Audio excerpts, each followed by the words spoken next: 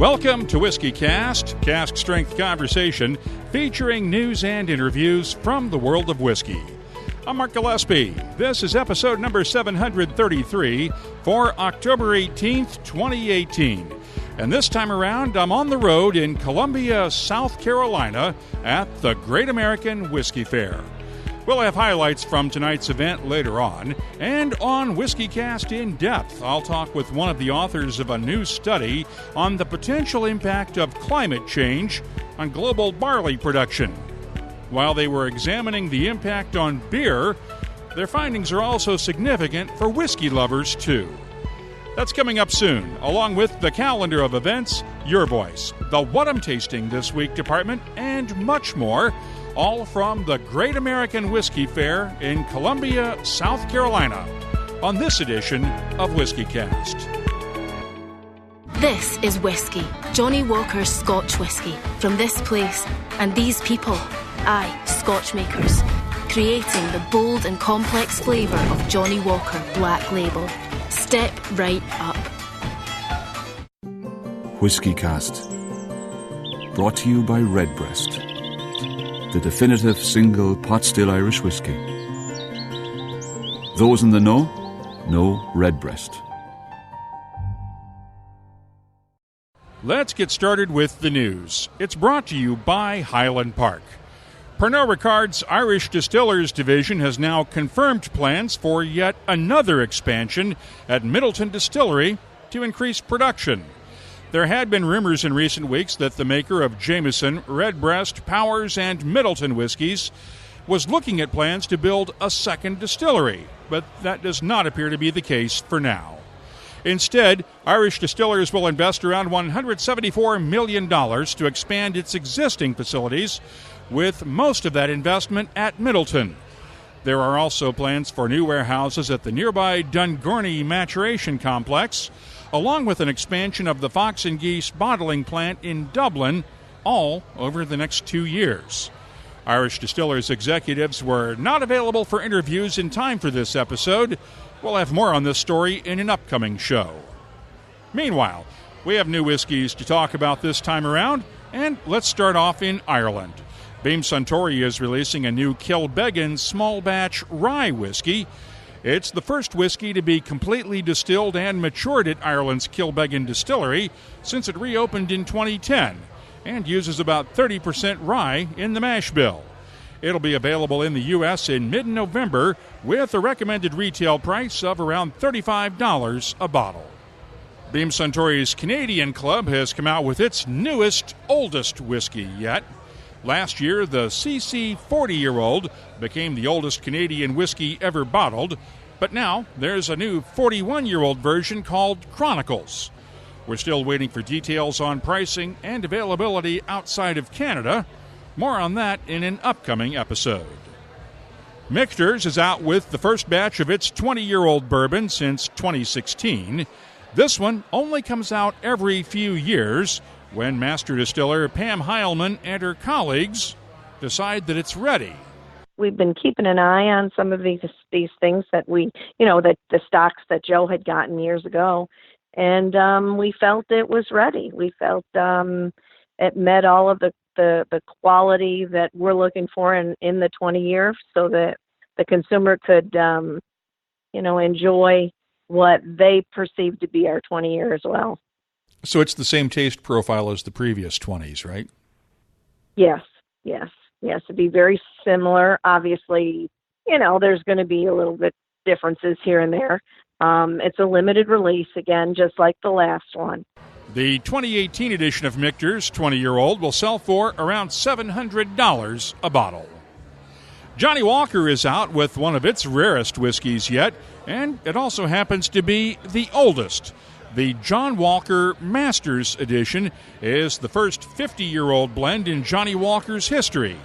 Only 100 decanters will be available worldwide at selected retailers, with a recommended retail price of $25,000 each. Unless you're in a warm part of the world, October may not be the right time to be thinking about the beach. But Chivas Brothers is releasing a new 21-year-old Royal Salute Beach Polo Edition.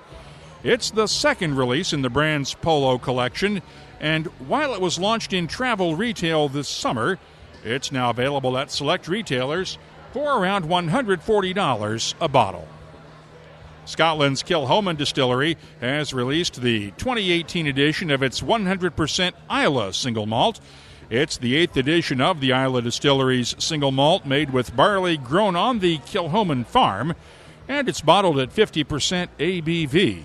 There's no word on pricing.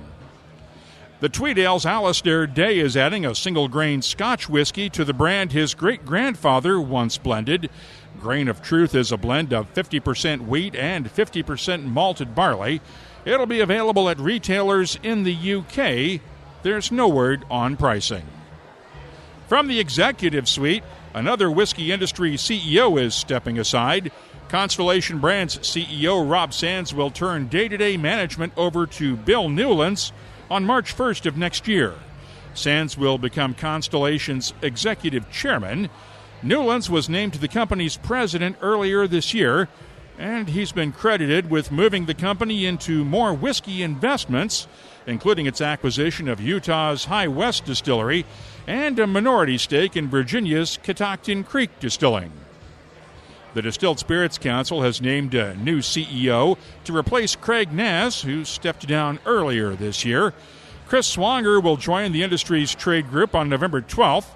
He has been working for technology and defense contractor Smith's Group in Washington, but spent time at Beam and Allied Domecq earlier during his career. In an unusual move, Swanger will also become the CEO of the Foundation for Advancing Alcohol Responsibility on January 1st. The two organizations have always been run separately, but with the Foundation's CEO, Ralph Blackman, retiring at the end of this year, both boards saw a chance to work more closely together. They will share executive leadership while maintaining their own identities and missions. Finally, we lost one of the quiet giants of the whiskey world the other day. Tom Jago has died at the age of 93. Long before master blenders became famous, he was creating iconic Scotch whiskies and other spirits for at least two different predecessors of Diageo, including Bailey's Irish Cream, the original Classic Malts lineup, and the original Johnnie Walker Oldest, which is now known as Johnnie Walker Blue Label. While at Chivas Brothers, he created the original Chivas Regal 18-year-old, along with the Indian mainstays Royal Stag and Imperial Blue. Back in 2007, Tom and his longtime partner James Espy teamed up once again to form the Last Drop Distillers, searching out so-called lost parcels of whiskey and other spirits to bottle. Back in August of 2008, I interviewed both Tom and James after the release of their debut Last Drop bottling. It was a Scotch whiskey blended back in 1960 and then left to mature until they acquired it for the Last Drop. Nobody ever wanted any of the brands we created. I think it's true to say, James? Absolutely. Bailey's failed in research, so Tom suppressed the research. That's a fact, absolutely. We had focus groups in the States and in the UK. Everybody hated it, said it tasted like Pepto-Bismol, never drink that stuff. So I just didn't report the research. We went ahead and did the test market, and it sold and it went on selling. And Malibu we never researched, Johnnie Walker we never researched, Classic Malts we never researched. You can listen to that entire interview in episode 159 of WhiskeyCast. It's in the archives at whiskycast.com. Tom Jago died last Friday, just a few months after his wife of 66 years, Penelope Jago, passed away. He is survived by his daughter Rebecca, who is one of the directors of the Last Drop Distillers, his son Dan Jago, the CEO of Berry Brothers and Rudd, along with two other children, 6 grandchildren, a brother, and a legacy in the whiskey business that will be hard to follow. Our condolences to the entire Jago family. You can keep up on the latest whiskey news all week long at whiskycast.com. The news is brought to you by Highland Park, the Orkney's single malt with Viking Soul. What's a Valknut? No, you're not going to find a Valknut in a hardware store or at your local health food shop. Valknut is the latest release in Highland Park's Viking series, and the name comes from the mark placed on worthy Viking warriors to ensure their safe passage into Valhalla. You don't need a Valk nut to be worthy of this single malt, though. Just go through the passage of your local retailer and look for it. Find out more at HighlandParkWhiskey.com. Time now for the Whiskey Cast calendar of events. The Whiskey Extravaganza Tour hits Washington, D.C. next Thursday night, October 25th. That same night is Philadelphia Magazine's Whiskey and Fine Spirits Festival, followed by the Pittsburgh Whiskey and Fine Spirits Festival the next night. Ardbeg's Ultimate Escape Tour heads to Florida with tour stops starting in Doral on the 26th and working up the Gulf Coast over the next few days. The Dornoch Whiskey Festival is October 26th through the 29th in Dornoch, Scotland. Christie's will hold its next auction of rare whiskies and wines in London on October 29th, and that auction includes another one-of-a-kind 1926 Macallan. Speaking of the Macallan Manor hits Atlanta, Georgia on October 30th and 31st. Speaking of the Macallan Manor hits Atlanta, Georgia on October 30th and 31st. The Francis in Sarasota, Florida hosts a Pappy Van Winkle tasting and dinner on November 2nd, and that same night is Whiskey Fest in San Francisco. The Oslo Whiskey Festival is November 2nd and 3rd in Norway, along with From the Barrel Des Moines Whiskey Festival in Des Moines, Iowa, and M.B. Rowland Distillery's Vintage Crafts and Cocktails Fair in Pembroke, Kentucky.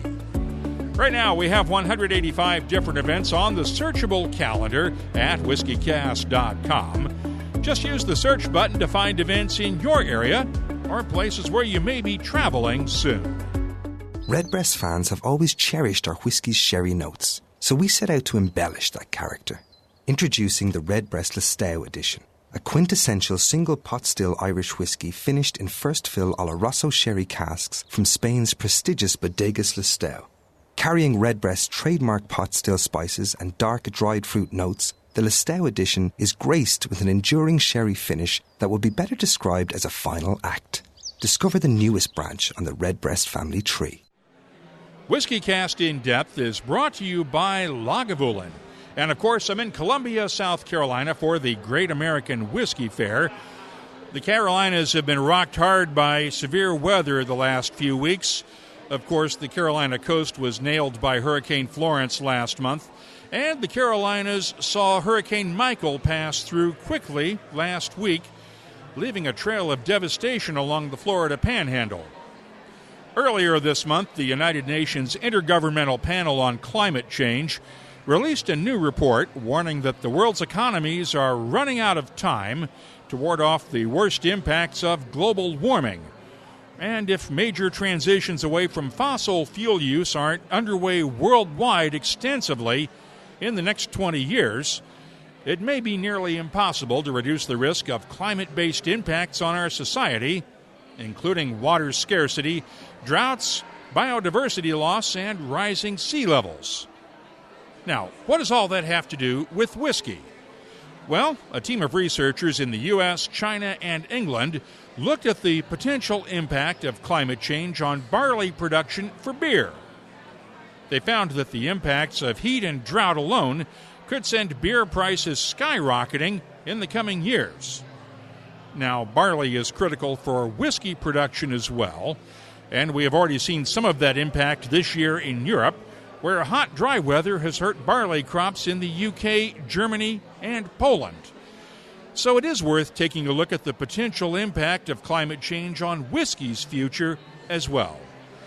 Dr. Nathan Muller of the University of California, Irvine's Department of Earth System Science is one of the study's authors, and we spent a few minutes on the phone after the report's release. Basically, give us the abstract for this study in a nutshell. What were you looking for, and what did you find? Sure. Well, this study is focusing on barley, which is, of course, the main ingredient in beer. And we're attempting to analyze how often we see poor conditions for growing barley across the world. So these are years with both extreme heat and severe drought. And the reason for focusing on these extreme events is that they're much more difficult for farmers to adapt to than to just average changes in climate. And the main finding as we look farther out into the future, we find that the incidence and severity of these extreme events rises substantially as global mean temperatures rise. And then we modeled barley yield during all these extreme years, and we find that average global yield shocks increase under higher greenhouse gas warming. With business as usual emissions, we see median yield declines across the globe of around 17% during these extreme years. And then we couple these yield shocks with a model of the world food economy, essentially, and we look at how barley for beer is competing with barley for other uses, and actually attempt then to model the price shocks on beer itself and the concurrent changes in consumption. What did you find in terms of the price increases and in consumption? I'm assuming prices are going to go up and consumption is going to go down. Exactly, yeah. So, so we find that actually if you're looking kind of under even these extreme event years under kind of a low emissions pathway, they're extreme according to our definition, but they're not so bad when you look at the global average picture. The sort of the global shocks are not as large, and of course we have trade and interconnected markets that we're considering.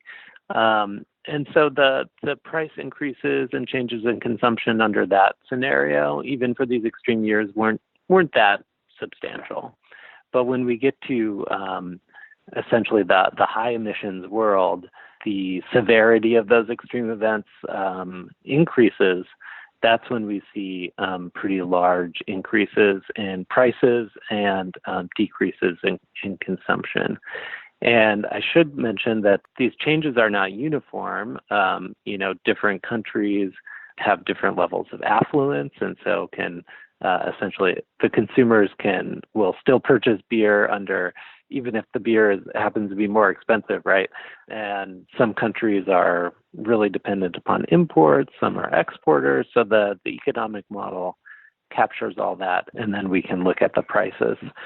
And so there are some countries where you'll see some of the heterogeneity in terms of the price increases. So we see, really large price increases for some countries, and then it's more not quite as bad in others.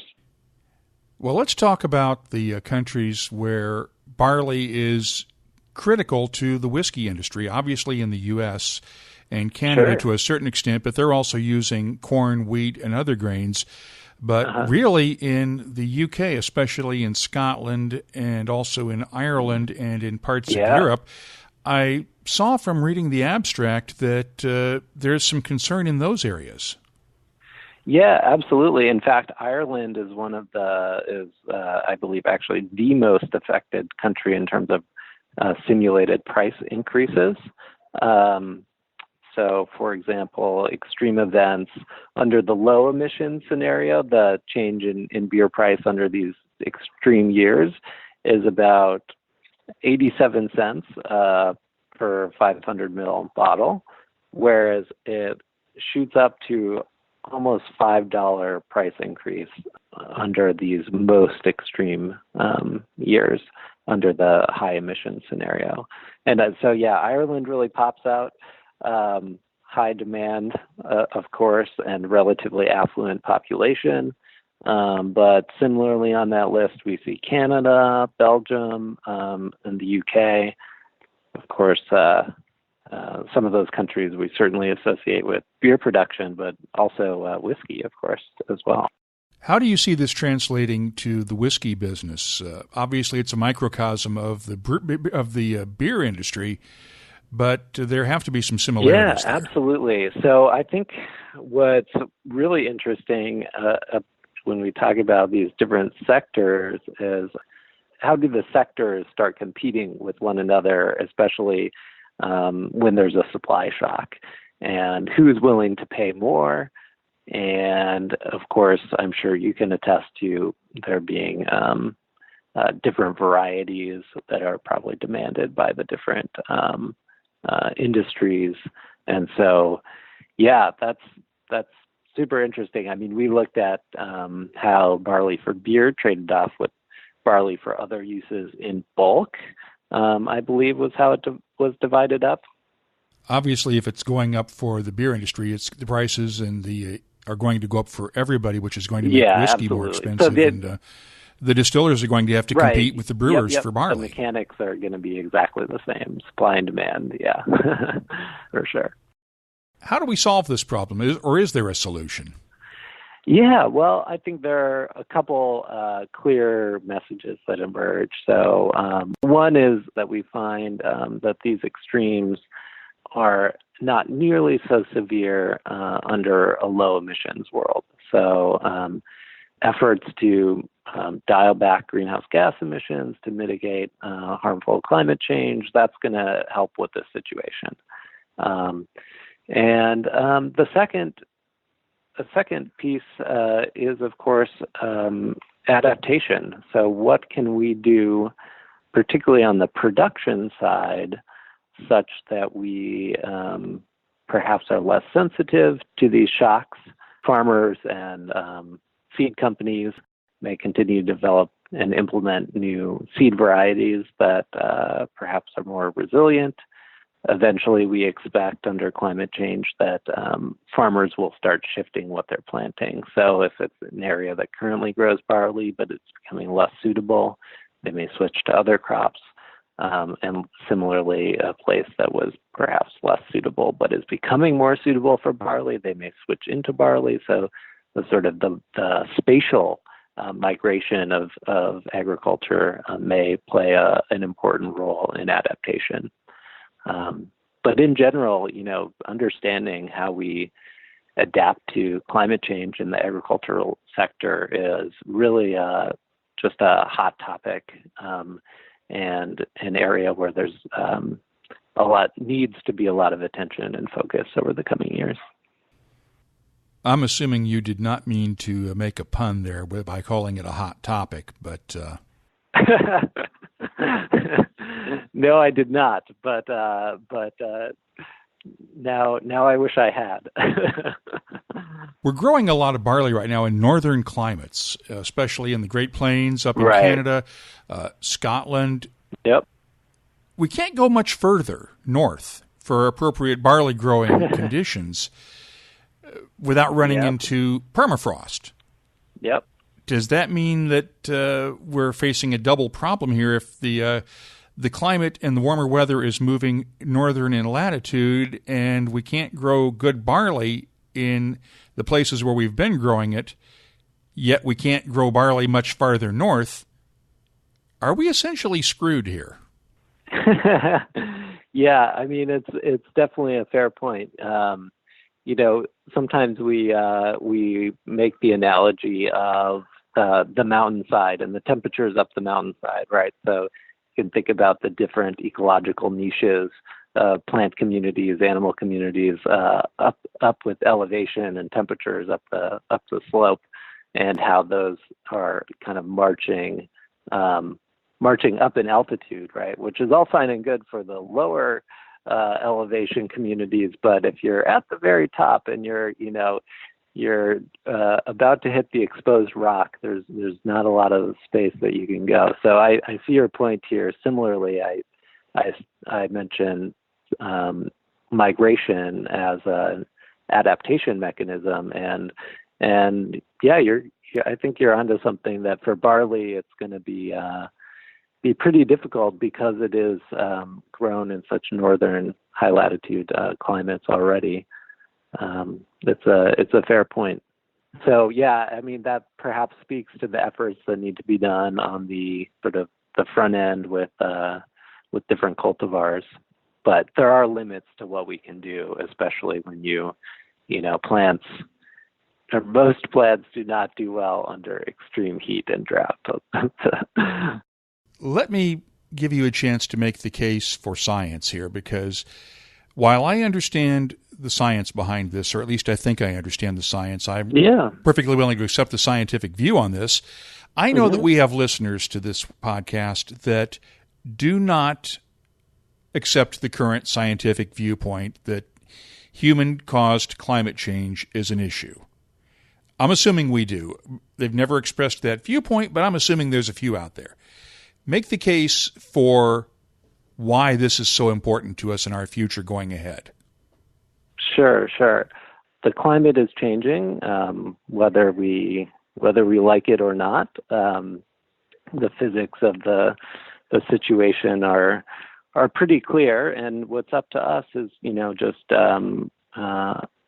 how are we going to deal with this, and how is it going to affect us?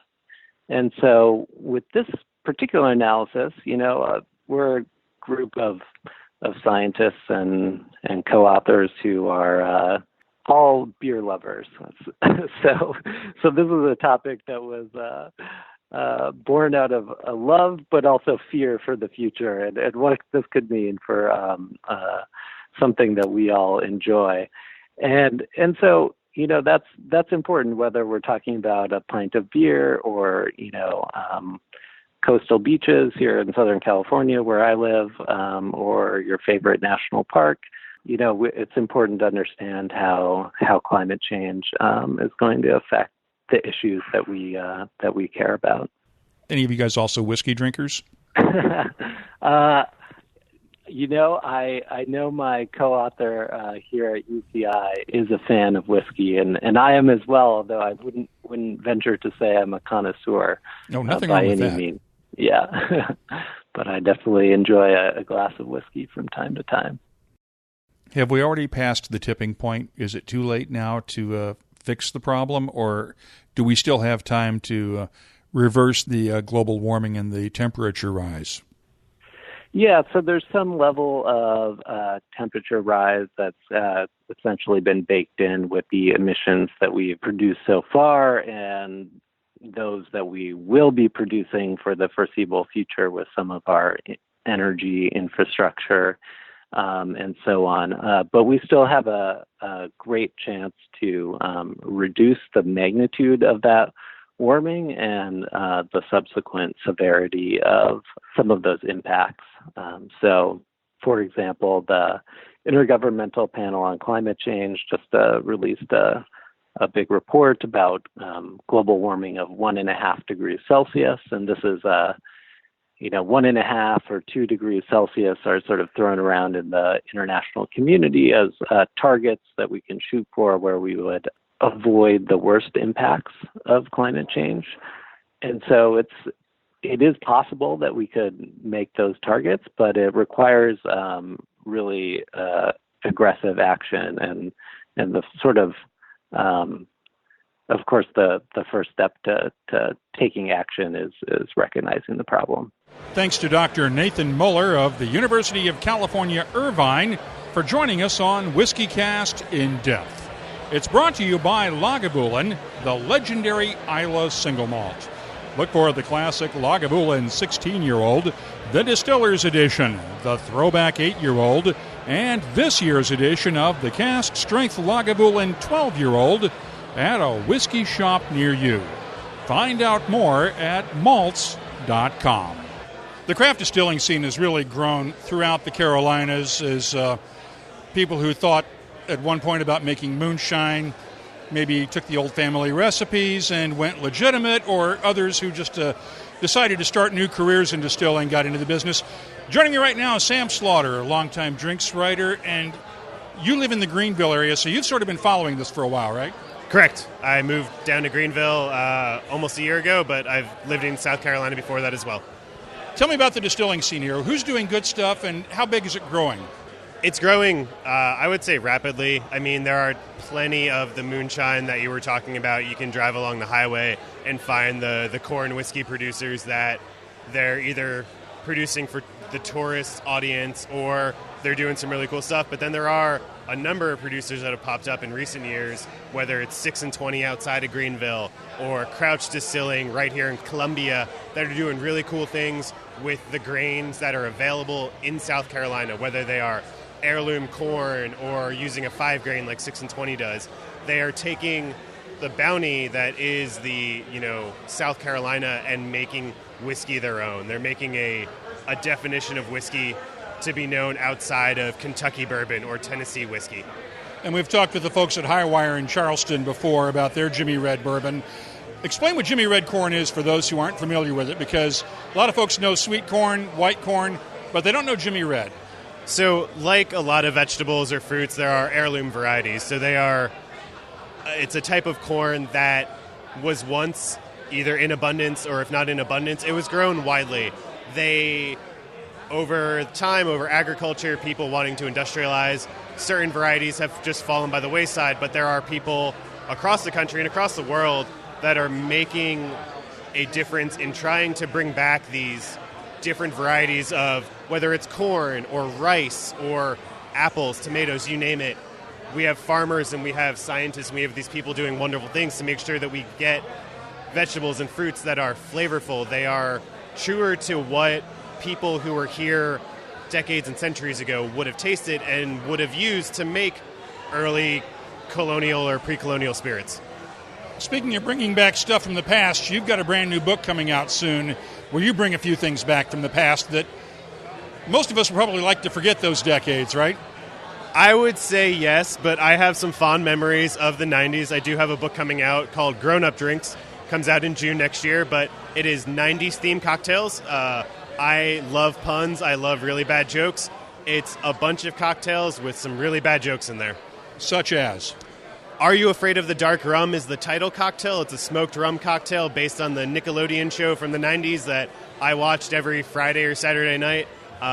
The Fresh Mint of Bel Air is a strawberry mint sour, and the instructions for that one may or may not be written in time to the Fresh Prince theme song. And yeah, there's a lot more like that. Thanks for not sharing more of them, though. Those are pretty bad. I want people to pre-order the book before they see all the bad jokes. And it's available on Amazon, right? It'll be available on Amazon and in all of the bookstores, Barnes & Noble, I think Urban Outfitters as well. Okay, thanks a lot, Sam. Thanks so much. I've had the chance to check out a couple of the South Carolina distilleries that Sam mentioned, including 6 and 20 Distillery in Piedmont, just outside of Greenville, South Carolina. Tonight, Russ Fain is pouring their 5-grain bourbon. So we have the world's only 5-grain bourbon. It's called, appropriately, 6 and 25 grain. The 5th grain that we put in this is Carolina Gold Rice from down around Charleston. We also use heirloom rye, which is a seashore black rye from Edisto Island.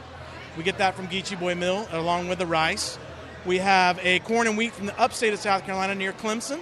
Then we get our barley from right here in the Midlands in Lexington County. So it's a big, bold, complex bourbon. Has a really nice mouthfeel. Finishes strong with pepper. It's a great bourbon. How long have you guys been distilling? About 6.5 years, right around 6.5 years. We were founded by 2 rugby teammates from Clemson. That's how we got our start. Now, Jessica and Phil Crouch do a bit of everything at their distillery here in Columbia, right down to divide and conquer time when it comes to tastings. While Phil held down the fort at the distillery's tasting room tonight, Jessica is here at the Great American Whiskey Fair.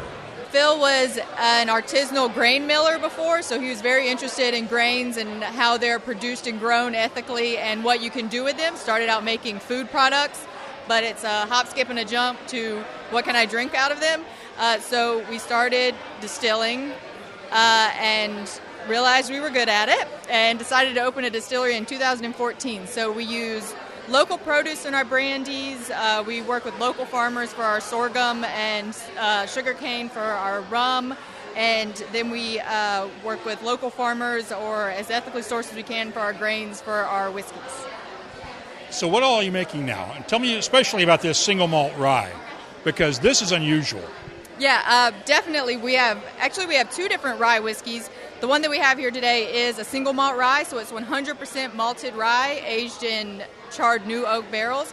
So it's a very robust whiskey. Rye is a spicy grain, so there's a lot of spice there, a lot of cinnamon, but all of that malt makes it very sweet as well. It makes it very unique.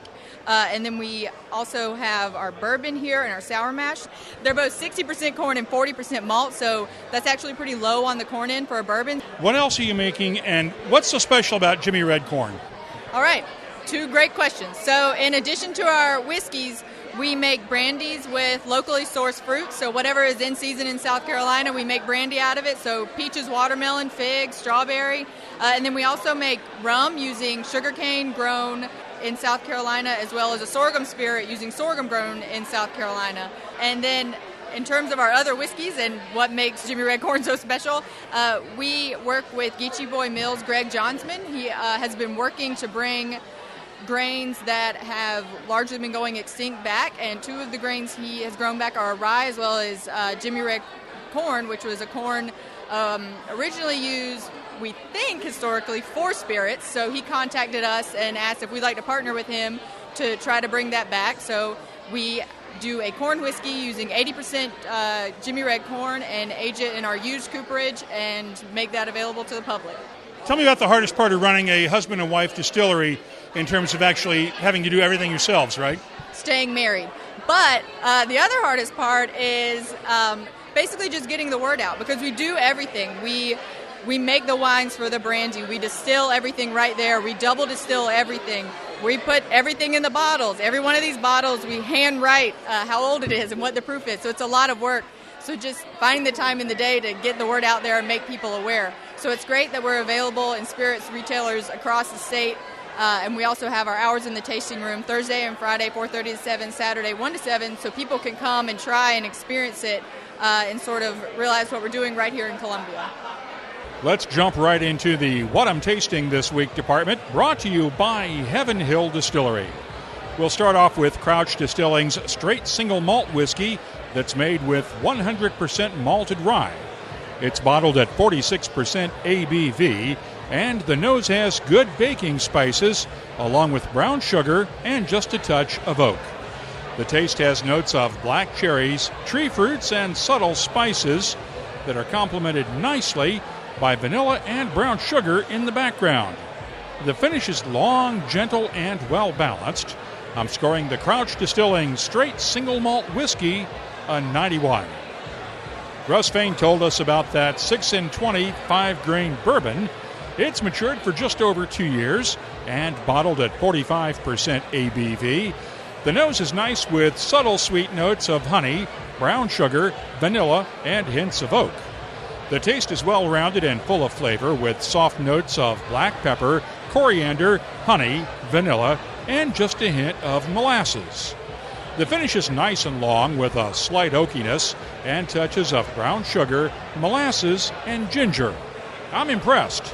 I'm scoring 6 and 20 5-grain bourbon a 92. I'll have more tasting notes in just a minute, but first, our tasting notes are brought to you by Heaven Hill Distillery, family-owned from the start, and proud to work with other family-owned companies on the Grain to Glass project.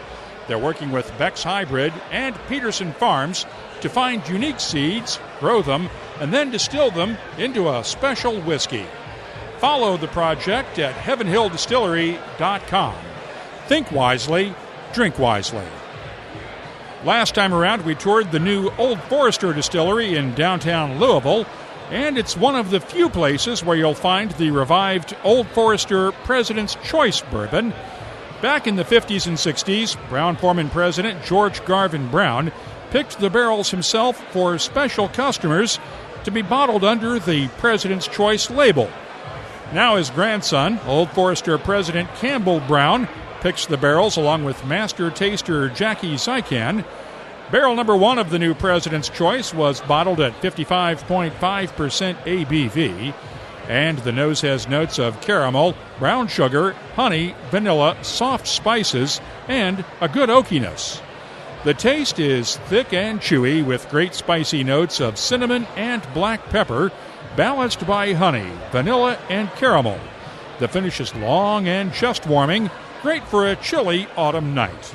I'm scoring the 2018 revival of Old Forester The President's Choice a 94. Let's move on now to this year's Thomas H. Handy Sazerac Rye from the Buffalo Trace Antique Collection. It's a whopper, as usual. The 2018 version of this uncut, unfiltered rye whiskey is bottled at 64.4% ABV. The nose is spicy with touches of dark chocolate, mint, and honey. The taste starts off syrupy at first, with a touch of maple, and then the spices kick in. Baking spices are cranked all the way up to 11, along with mint and dark chocolate notes in the background, and just a touch of oak. The finish is aromatic and spicy with a subtle sweetness underneath. This one is extremely complex despite the high proof, and I'm scoring the 2018 Thomas H. Handy Sazerac Rye a 95. The What I'm Tasting This Week department is brought to you by Heaven Hill Distillery. I'll be adding these tasting notes to our searchable list of more than 2,300 different whiskeys. You'll find it at whiskycast.com. This is whiskey. Johnny Walker's Scotch whiskey. From this place, and these places in that place. These are the people that make it. Aging in oak for 12 long years. See, the land that shapes these people and the people that shape this whiskey all shape how bloody good it tastes. Bold as it is complex. For every step you take, this is Johnny Walker Black Label, friends. Step right up. Can I drink this now? Johnny Walker Black Label Blended Scotch Whiskey. 40% alcohol by volume. Imported by Diageo North America, Norwalk, Connecticut. Please drink responsibly. Time now for Your Voice, brought to you by Lot 40. And since I'm in a room full of whiskey lovers here at the Great American Whiskey Fair, let's hear from some of them. What's the most you've ever spent for a bottle of whiskey? About 180. It was Macallan 18-year-old years ago, or a few years ago, putting on a whiskey tasting, and that's one of the ones I was trying to show off, difference in barrel finishes and then differences in ages, and I really liked Macallan, so went for that one. What's the most you would ever spend on a bottle? Ooh. And my current income, probably about that. As it goes up, probably will go up as well. There's some great ones that you can get for my normal price points around your 40 to 80, and it's got to be something really good to push me above that. Okay, so what's the most you've ever spent on a bottle of whiskey, not counting other spirits?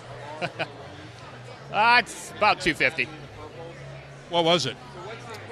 It was a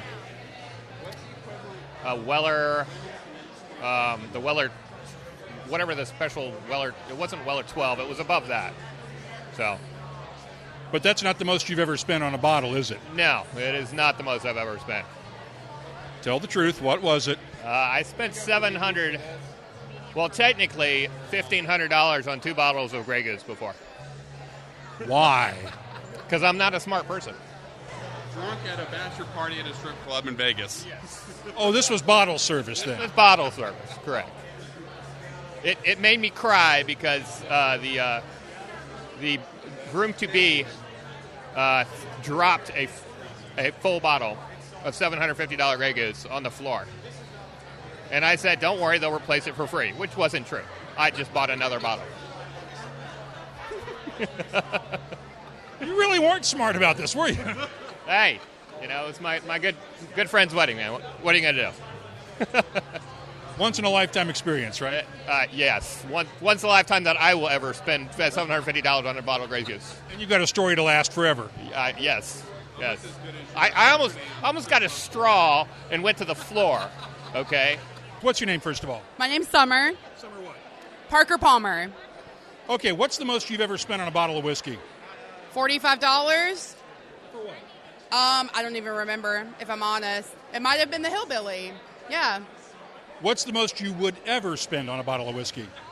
$45. Okay.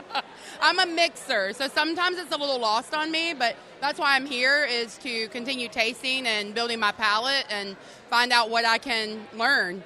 For so long, I feel like whiskey was like a man's spirit, and so it hasn't been approachable by a lot of women, and I'm just here to learn. I'm glad to see women on the other side of the table.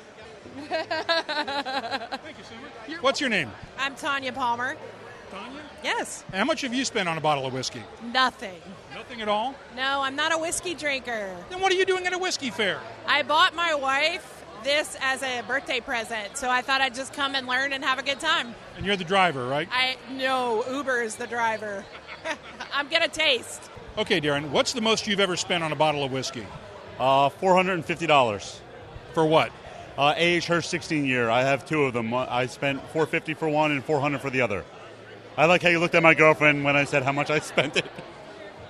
What did you think when he told you what he spent, or did it matter? Well, I had to research and see that they retailed for like over $1,000, so I was okay with it because they're rare. It's just the rarity. You can't buy them anymore. They were dumped in '73, and that's the last they were ever made. So what's the most you would ever spend on a bottle of whiskey? So there were actually three dumpings. One of them, there was a gold foil, a gold wax, and then there's also I think it's the blue wax. It's blue or red, I can't remember. That one's $1,600. I couldn't bring myself to spend that, and but whatever I buy, I drink. I'm not a collector. I don't save it. I'm gonna drink all my bourbon before I. Probably about $600. I'd probably go up to $600. Okay, Peter, what's the most you've ever spent on a bottle of whiskey? $200. For what? I got a little Jefferson Presidential Reserve. Now I'm looking for a Pappy Van Winkle and others. I've been given more expensive bottles as gifts, Weller and Pappy, and I love it. Okay, Dallas, what's the most you've ever spent on a bottle of whiskey? I believe most of my whiskey's been given to me and not actually purchased, so probably about zero. I know that feeling, but what's the most you would ever spend on a bottle? I'd probably top around $80. Just a few comments from some of the folks here at the Great American Whiskey Fair in Columbia, South Carolina. And if you have something you'd like to share with whiskey lovers around the world, well, you can always track us down on social media. We're on Facebook, Instagram, Twitter, and Tumblr at WhiskeyCast. And the email address is comments@whiskycast.com. Your Voice is presented by Lot 40, Canada's award-winning pot still rye whiskey.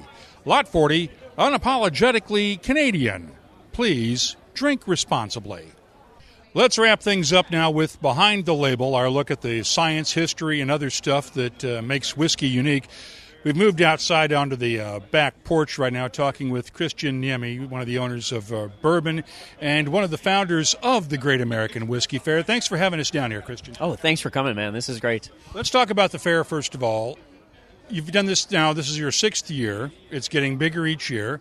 How hard was it to get a fair started in Columbia? It was really easy. We were getting ready to build Bourbon. We were kind of running behind on schedule, and it was the fall of 13, I think. And we decided, it basically was kind of that Mickey Rooney, Judy Garland moment of let's put on a show. And so within 2 months, we had gotten all the distributors and suppliers on board, and we threw the first show. First year, we only did American whiskeys and ryes and bourbons, and we did that for the first 3 years. So for the first 2 years, we probably had about 300 whiskeys. And third year, we switched over to making it a world event, and in the past 2 years there have been well over 500 whiskeys and over 100 distilleries. How hard was it to get it to grow at that point? Once you just did it just grow once you got the word out organically? Okay, so that's the thing that we've been kind of every year is a little bit different how we market it, and we try things. And I remember we did I think in the second or third year we did an entire full page and the regional issue of Bon Appetit, found that was a waste of money. And then we tried radio advertising, and we tried this, and we tried that. And this year, it's the biggest year ever, and we've pretty much only done it through social media. Next year, you're going to a Saturday show and doing it all day, right? Yeah, so when we started this, it was done on Thursday nights simply because we wanted to have the rest of the trade be able to join us. So it's easier for our fellow bartenders and restaurant owners and such to come on a Thursday night. They could take one night off because we knew that it was difficult for them to come out on a Friday or Saturday night. Well, now it's grown to the point where, and customer demand has kind of put us to where we would like to hold it on a Saturday, have programming throughout the day, blending, seminars, whiskey seminars, tastings and such throughout the day, and then we'll segue into the show. Now let's talk about one of the things that makes South Carolina unique, or at least used to make South Carolina unique. You had a really hard time maybe 10 years ago starting this bar because of the way South Carolina regulated liquor sales, didn't you? We were one of the last 2 states to require that all liquor in bars and restaurants be served out of airplane mini bottles. So, yes, it was nearly impossible. Like, there's no way I could have ever done a whiskey bar with mini bottles. And you were the last state actually here in South Carolina, because Utah actually, of all places, beat South Carolina to repealing it, right? Yes. Well, what we like to say is South Carolina comes into every century kicking and screaming, holding on to the last century. So it was not unusual. We even got made fun of on The Daily Show with Jon Stewart. He actually interviewed some of the people in this state who continued to lobby for the mini bottle and sounded completely asinine, so bad that he put them on The Daily Show. Great argument for South Carolina tourist promotion here, but why did they finally give in? Well, it really comes down to dollars and cents, and the taxation on larger bottles they proved was better than the mini bottle model. The Restaurant Association of South Carolina fought hard for it because they realized how limited we were. You couldn't order a multi-liquor drink in this state without paying basically for 2 drinks. And then finally, when Utah said that they were no longer going to use mini bottles, that left just the airline industry and South Carolina. And a lot of manufacturers were like, or a lot of distilleries were like, no, we're done. We're getting out of this. I mean, the airlines don't buy us. For there are very few brands that you'll find on an airline, and if South Carolina is literally the only state left, forget it. We're not going to bottle anymore. So it was tough. And that would have killed the bar industry pretty much, right? Oh yeah, definitely. Yeah, definitely. I remember. Back in the day, the only really good bourbons you could get. I do know Beam did Booker's, Baker's, Knob Creek, and Basil Hayden. You could get Maker's Mark. You could, you were really, really limited. And here's the other thing. It was almost a 2-ounce pour in a mini bottle. So people from out of state would come to my restaurants back in the mini bottle days, and they'd have their normal 2 drinks before they sat down to eat dinner. And when they'd get up to walk to their table, they'd be like, man, I'm a little drunker than I normally am. And it's like, well, yeah, it's because you're almost getting 2 ounces in every gin and tonic you're drinking tonight. So, one final question. How many of the bottles that you have behind the bar at Bourbon now would you not have if that rule were still in place? Okay, well, considering we're pushing close to 450 whiskeys, I would say probably 20.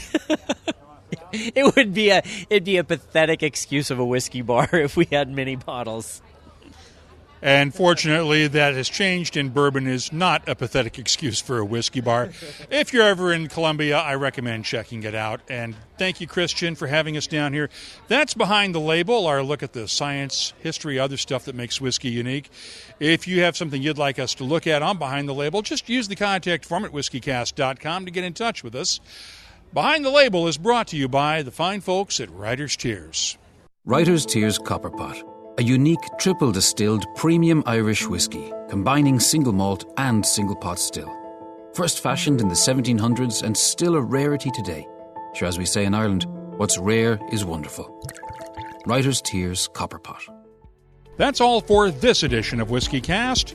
Our special thanks go to the organizers of the Great American Whiskey Fair for their support and for making this special episode of Whiskey Cast possible. You'll find links for our Whiskey Cast HD videos and the Whiskey Cast Tasting Panel podcast at whiskycast.com, along with the latest whiskey news, events, photos, tasting notes, and much more, including a complete archive of past episodes. Our cask strength conversation continues all week long online. You'll find us on Twitter, Facebook, Instagram, and Tumblr at WhiskeyCast. The email address is comments@whiskycast.com. Whiskey Cast, brought to you by Redbreast. the definitive single pot still Irish whiskey. Those in the know Redbreast. This is whiskey, Johnny Walker's Scotch whiskey, from this place and these people, aye, Scotch makers, creating the bold and complex flavour of Johnny Walker Black Label. Step right up. Whiskey Cast is a production of Cask Strength Media, copyright 2018, and comes to you twice each week, usually from the charming, yet regrettably dry town of Haddonfield, New Jersey. But this time around, we're at the Great American Whiskey Fair in Columbia, South Carolina. I'm Mark Gillespie, reminding you that when you drink, please drink responsibly. Thanks for listening.